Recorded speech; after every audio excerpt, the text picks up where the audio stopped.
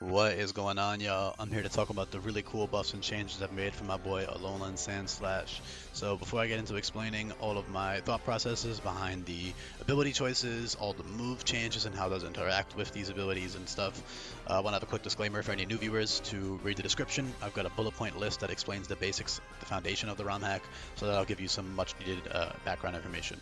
When you're done with that, when you're done with the video, I would recommend you check out the other videos I have, and most importantly, check out the Google Sheet link down below with the move guide.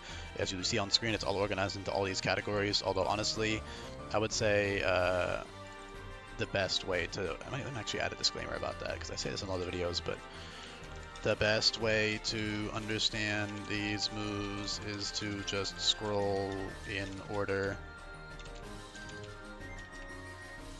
Let me just put that there, because yeah, that's definitely the best way to understand it. It's just I organized it all for a reason, right? It's you can just scroll and you'll get a good understanding just by doing that. So yeah, very useful. Make sure you do that. But with all that being said, Alolan Sandslash super cool. Also make sure y'all drop a like, drop a comment, sub if you haven't already, all that good stuff. But yeah, Alolan Sandslash. So I gave them skill link. In Sweltering Zone they have Technician, and Slush Rush now they have a third ability slot for a defensive utility one in Battle Armor, which we'll get into. And then I swapped out Technician for Skill Link, and their stats are also much different. They're much less fast than they were in Sweltering Sun because I want them to still abuse. I want them to actually have a reason to use Slush Rush because I feel like if they were any faster, you would just be spamming Scarf Skill Link every boss fight or Battle Armor stuff, you know? Um, Slush Rush would have very little reason to be used unless you just happen to have a Snow Warning Mon on your team, which I don't want that to be the only time you ever use Slush Rush. I want you to be able to do manual Snowscape, manual Snow stuff as well.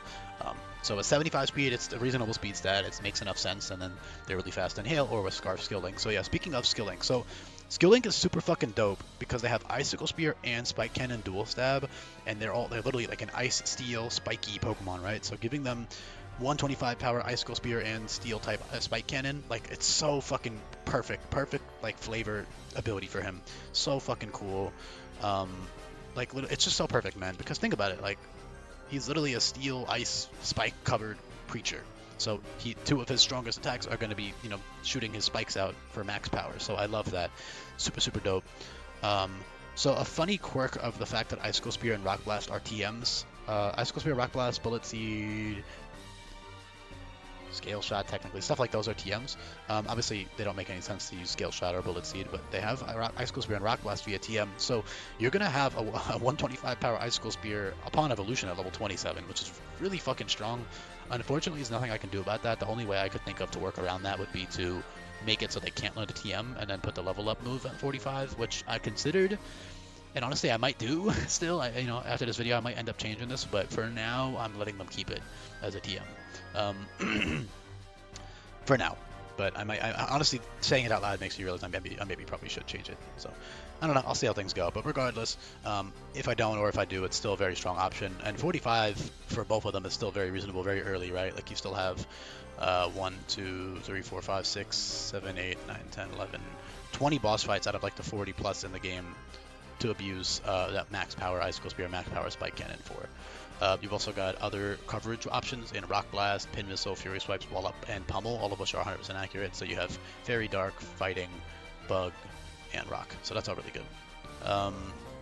You've also got other cool exclusive moves like Spin Out, which gives you +1 speed, so you can use that with Skill Link. Like you can do Quick Claw Spin Out, for example, Oko something, or finish something off that's already weakened, and then you can go for your, Skill Link options and hit everything with like coverage options with +1 speed. Because the thing is with Choice Scarf, you can't switch your moves. So obviously while Choice Scarf Skill Link is really good, it's not gonna steamroll through teams necessarily, although maybe depending on like the opponent's team, they might be able to, or at least get a couple kills in a row. Slush Rush is great because you have full freedom to switch your moves. You get a physical defense boost. You outspeed everything in the game. You also don't have to run any speed EVs, so you can run max HP, max attack, and you can even like pretty safely click like an SD under Hail or Snow, I guess is what it's called now. Because of that defense boost and the fact that you have max HP investment. So very strong. And then Battle Armor is great with Iron Defense, Amnesia. Those two alone are very good. You also have Reliable Recovery and Fortify. So you have Fortify, Iron Defense, Amnesia, Body Press, stuff like that is all really good. And even if you're not using it for like that setup cheese, Battle Armor is just good in general because you're not always going to need the Skill Link option because oftentimes your Icicle Crash, which is 95 power, right, or your Gyro Ball or your Laceration might be strong enough to where you don't need to run Skill Link. or you're using a coverage move that isn't like, for example, you're only clicking Aqua Cutter that boss fight, or only clicking Drill Run or whatever, or Play Rough or whatever other coverage option you have. And if that's the case, you don't need Skill Link. And when you don't need Skill Link, your go-to ability is going to be Battle Armor. Because if you're not using Slush Rush and you're not using Skill Link, Battle Armor is just a good ability for nuzlockes. You don't have to worry about crits ever. You can switch it in really, really safely. It helps you just, play around crits. So that's a really good ability, even if you're not doing Iron Defense Cheese or Amnesia Cheese. Amnesia, oh my god, that's a hard word to say. Amnesia Cheese. Yeah, and Alolan Sandshrew is also very bulky. I gave them Refrigerate just so they have strong ice options early game because up until, they would get Ice Punch, which is 80 power, which is good, and Ice Shard, which is 45, which is like solid. Ice Spinner is 60 and gives you +1 speed now, by the way, so that's also really good with Alolan Sandslash. Ice Spinner, Spin Out, stuff like that are both really good for speed. You also have good defensive options in Spiky Shield. So here's another OP thing about Sandslash here. If you're doing Ice Spinner / Spin Out Skill Link sets, or you're doing Slush Rush sets with Swords Dance or whatever setup, cheesy set you want to abuse, they get Spiky Shield. And if you look at on the screen, if you're new here, you already know what, if you're returning, you already know what I'm about to get into here. But if you're new here, pause the video, read this. All right, basically, or you can at least read the TLDR at the bottom if you don't want to read all that, or if you can't read all that. But point being, Protect and its variants allow them to cheese sweeps much easier. You should actually be able to get like 1v6s for Sandslash if you position correctly and plan correctly, which isn't something I like, and honestly I would discourage doing that. I wouldn't say it's like in the spirit of the hack, but if you want to go ahead and do that, you can. But even then, Spiky Shield just defensively is really good too, right? With Leftovers, Spiky Shield, Fortify, you can do fun defensive utility sets. So that's all really fun. Alolan Sandshrew even has cool early game options like Hoodwink at 13. So for example, if you're about to fight you might notice I give a lot of Pokemon that are weak to fighting Hoodwink at level 13 specifically.